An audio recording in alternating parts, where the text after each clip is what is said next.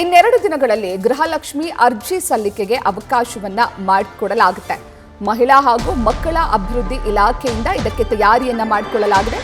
ಅಂಗನವಾಡಿ ಕಾರ್ಯಕರ್ತೆಯರನ್ನ ಸಹಾಯಕರಾಗಿ ಬಳಕೆ ಮಾಡಿಕೊಳ್ಳಲಾಗುತ್ತೆ. ಅಂಗನವಾಡಿ ಕಾರ್ಯಕರ್ತೆಯರ ಫೋನ್ಗೆ ಆಪ್ ಅನ್ನ ಇನ್ಸ್ಟಾಲ್ ಮಾಡಿಕೊಡಲಾಗುತ್ತೆ. ಅನಕ್ಷರಸ್ಥರು, ಬಡ ಗೃಹಲಕ್ಷ್ಮಿಯರ ಅರ್ಜಿ ಸಲ್ಲಿಕೆಗೆ ಅವಕಾಶ ಮಾಡಿಕೊಡಲಾಗುತ್ತೆ. ಬಯೋಮೆಟ್ರಿಕ್ ಫೇಸ್ ರೆಕಗ್ನಿಷನ್ ಅಳವಡಿಕೆಗೆ ಪ್ರಯತ್ನವನ್ನ ಕೂಡ ಮಾಡಲಾಗ್ತಾ ಇದೆ. ಕಾರ್ಯಕರ್ತೆಯರ ಫೋನ್ನಲ್ಲಿ ಥಂಬ್ ಮೆಷಿನ್ ವ್ಯವಸ್ಥೆ ಇಲ್ಲ. ಈಗಾಗಲೇ ಗೃಹಲಕ್ಷ್ಮಿ ಹಣವನ್ನ ದುರ್ಬಳಕೆ ಮಾಡಿಕೊಳ್ಳಲಾಗ್ತಿದೆ ಎನ್ನುವಂತಹ ಹಿನ್ನೆಲೆ ಮುಖ್ಯಮಂತ್ರಿ ಡಿಕೆ ಶಿವಕುಮಾರ್ ಅವರು ಮತ್ತೆ ಅರ್ಜಿಯನ್ನ ಸಲ್ಲಿಸೋದಕ್ಕೆ ಸೂಚನೆಯನ್ನ ನೀಡಿದ್ರು.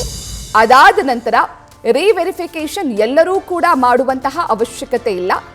ಯಾರ್ಯಾರು ಮತ್ತೆ ಅರ್ಜಿಯನ್ನ ಸಲ್ಲಿಸಬೇಕು ಅನ್ನುವ ಬಗ್ಗೆ ಶೀಘ್ರದಲ್ಲೇ ನಿರ್ಧರಿಸಿ ಸೂಚಿಸಲಾಗುತ್ತೆ ಎನ್ನುವಂತಹ ಮಾತನ್ನ ಹೇಳಿದ್ರು.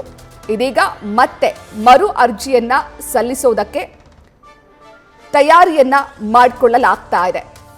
ಅರ್ಹರಲ್ಲದವರು ಕೂಡ ಗೃಹಲಕ್ಷ್ಮಿಯ ಸದುಪಯೋಗವನ್ನ ಪಡಿಸಿಕೊಳ್ತಿದ್ದಾರೆ.